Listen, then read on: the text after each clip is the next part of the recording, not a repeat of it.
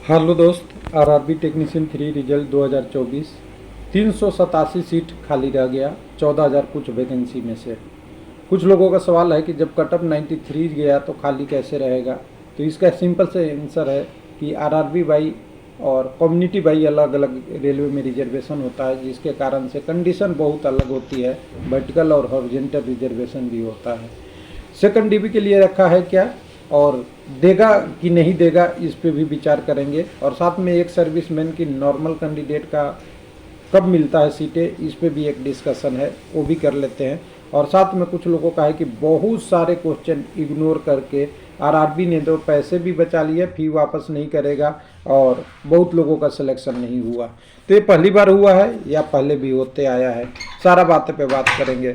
तो टेलीग्राम पे देखिए कई दिनों से लोग भेज रहे हैं, मैं उसी का आपको बोला हूँ। यहाँ पे आप देखिएगा तो सब आरआरबी बाई किसी बाई 32, जैसे मुंबई में 32 रह गया, तिरुवनंतपुरम में 278 में से 40 सीटें रह गया, और एक आध दो कम ज़्यादा भी हो सकता है, इसमें ध्यान रखिएगा। कई जगह 50 सीटें जम्मू श्रीनगर में रह गई, कई जगह 37 गोरखपुर में रह गया, 30 चेन्नई में रह गया, 33 चंडीगढ़ में रह गया, 1 रह गया बिलासपुर में, 6 रह गया भुवनेश्वर में, भोपाल में 11 रह गया, बंगलौर में 37 रह गया, 43 अजमेर में, 23 अहमदाबाद में। कुल मिला के 387 सीटें लगभग अभी खाली है या इससे ज़्यादा खाली है। इसका देखिए सिंपल सा मतलब ये है सारा रिजर्वेशन का खेल। अब तिरुवनंतपुरम की बात करेंगे तो ईडब्ल्यूएस का कैंडिडेट नहीं है।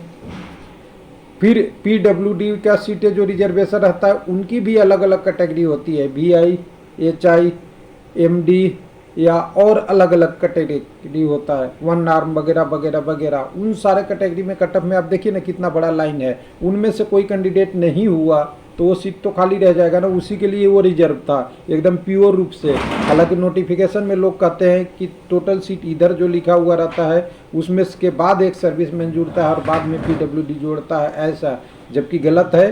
टोटल वैकेंसी में एक सर्विसमैन और पीडब्ल्यूडी इंक्लूड होता है, लेकिन जब वैकेंसी निकलती है तो केवल एक सर्विसमैन और पीडब्ल्यूडी का देखिएगा, उस हिसाब से सारे सीटें रहती है अलग से व्यवस्थित।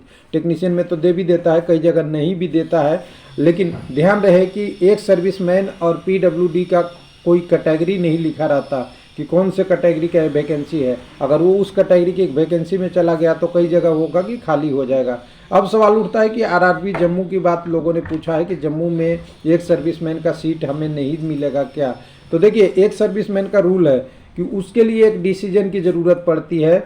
एक सर्विसमैन की सीट नॉर्मल कैंडिडेट को दिया जाता है, उसके लिए हायर अथॉरिटी की एक मीटिंग बैठती है, उसमें डिसीजन लिया जाता है कि कोई अब कैंडिडेट एक सर्विसमैन का नहीं है तो ये सीट दिया जा सकता है। वो हो सकता है डिसीजन जहाँ जहाँ पेंडिंग होगा वहाँ सीट नहीं मिलेगा, और जहाँ डिसीजन हो गया होगा वहाँ सीट दे दिया गया होगा, ये कंडीशन है। इसलिए ध्यान रखिएगा वो सेकंड डीबी में आपको मिल जाएगा जो सीटें अगर नहीं मिला है तो। अब बात बढ़ती है पीडब्ल्यूडी की।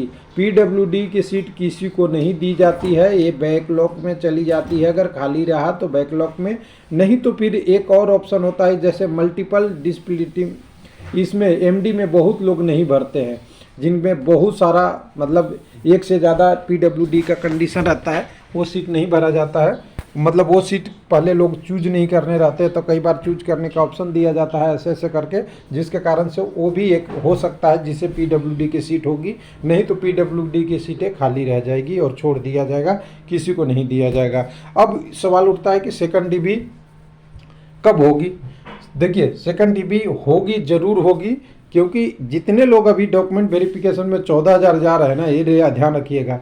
मान लीजिए 14,000 डीबी में जा रहे हैं तो 14,000 का आप 10 से 15% ले लीजिएगा तो कितना होता है, कम से कम अगर 10% भी लेते हैं तो करीब 1400 सीटें हो जाएगी, और 15% लेते हैं तो 1500-1600, यानी 1,000 से लेके, लिख लीजिए, 1,000 से लेके 2,000 सीटें अभी भी जाएगी। और जिनका 0.1 नंबर, 2 नंबर, और हो सकता है 5-10 नंबर भी कम होगा, 8-5-10 नंबर भी आपका कम हो जाएगा सेकंड डीबी में। क्योंकि एग्जांपल मैं बता रहा हूँ, टेक्नीशियन में कई सारे कम्युनिटी का, सभी का नहीं होगा। जिसमें ज़्यादा कैंडिडेट है, डेंसिटी ज़्यादा है, उसमें नहीं होगा। जिसमें कम कैंडिडेट है, डेंसिटी कम है, वहाँ पे कटअप ज़्यादा तेज़ी से घटता है, ये ध्यान रखिएगा।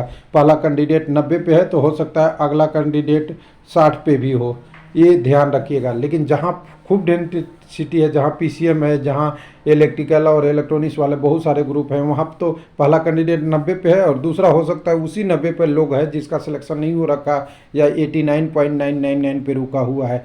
तो यहाँ अभी कटअप आते ही इतना घबराइए नहीं, अभी भी ऑप्शन है। लेकिन सबसे बड़ी ऑप्शन है कि आपके पास अभी पेपर बहुत चल रहे हैं। LPCBT 2 है, उस पर फोकस कीजिए। LPCBT 2 दोबारा होनी है, उस पर फोकस कीजिए। NTPC है आपका, NTPC फोकस कीजिए। पैरामेडिकल का डेट आ गया 28 से 30 अप्रैल, उस पर फोकस कीजिए। आपके पास ऑप्शन है, उसको एक्सप्लोर कीजिए, इस पर नज़र बनाए रखिए कि क्या होता है। अब देखिए यहाँ पे देखिए, लोगों की डिमांड बिल्कुल जायज़ है कि ये सारा सीट है वो देनी चाहिए, लेकिन डिमांड ये भी तो है कि सिलेबस टेक्निकल होना चाहिए। CBT 1 में 43 नंबर बढ़ जा रहे हैं, तो सिलेक्शन किसका होगा। कई सारा एग्ज़ाम सेंटर PLP में देख रहे हैं कि डायरेक्ट पुलिस ऑफिसर रिपोर्ट करके बता रहा है कि इतना घोटाला हो गया, ऐसे हो गया, इतने गैंग चल रहे थे, इतने जगह पे चल रहे थे, बिहार की बात कर रहे हैं। तो उन सारा का इफेक्ट तो एग्ज़ाम पे पड़ता ही है ना, और वो पड़ा ही होगा। हो सकता है जिसमें जो पकड़ा गया वो चोर, जो नहीं पकड़ा गया वो फाइनल सेलेक्टेड कैंडिडेट। तो इसलिए जो आपको हुटिंग कर रहे हैं, कई जगह लोग इधर उधर बातें करेंगे ना, वो ध्यान रखिएगा, वो भी कैंडिडेट है, लेकिन कैंडिडेट का रूप भी तो बहुत सारा होता है। हो सकता है कैंडिडेट ब्रिलियंट वाले हो सकता है कैंडिडेट वही जो कैटेगरी है जो सब लोग देख रहे हैं वो भी हो सकते हैं, हो सकता है कैंडिडेट एक जेन्युइन भी हो, मिडिल में हो, लेकिन उसका किसी कारण से नहीं हुआ।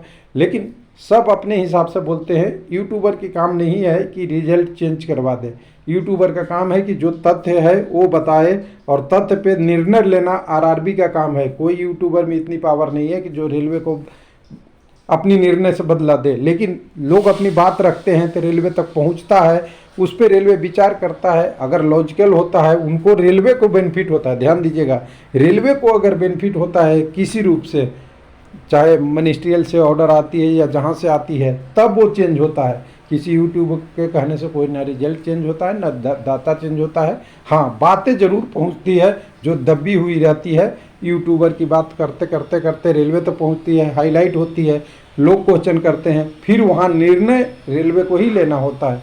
थैंक यू, धन्यवाद।